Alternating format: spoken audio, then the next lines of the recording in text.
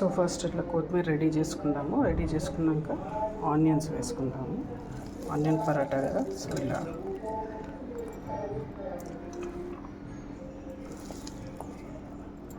And ఇప్పుడు green chillies ఇష్టం ఉంటే వేసుకోండి, లేకపోతే లేదు ఎవరికైనా.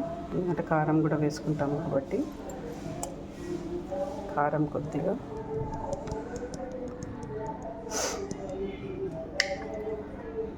సాల్ట్ తగినంత,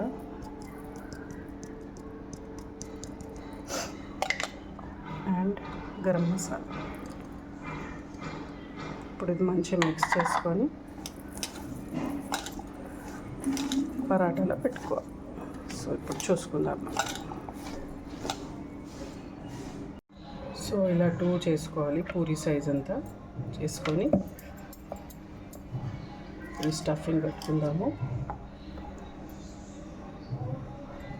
కొద్దిగా మెల్లిగా బెల్లంచుకోవాలి ఫ్రెండ్స్, ఎందుకంటే కొంచెం ఆనియన్స్ కదా.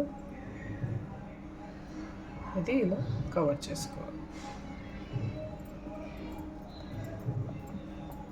మెల్లిగా.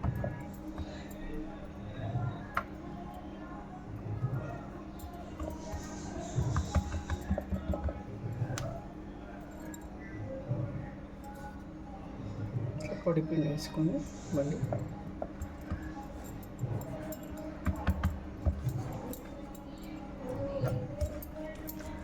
మెల్లిగా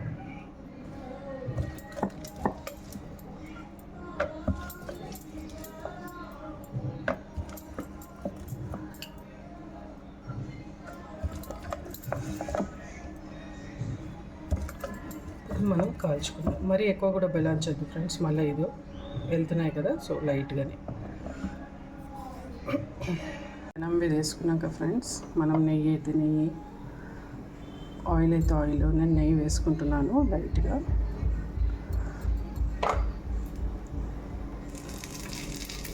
సో మెల్లిగా తిప్పుకోవాలి. ఎస్,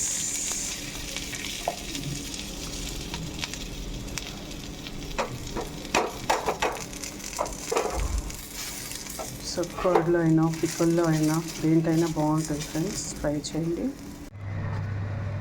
సో ఫ్రెండ్స్ చూసిండ్రు కదా ఎంత మంచిగా ఉందో. కాకపోతే 1.5 కంటే ఎక్కువ తినలేము. ఇది బాగుంటాయి, నచ్చితే 2 కూడా తినచ్చు, ఓకేనా.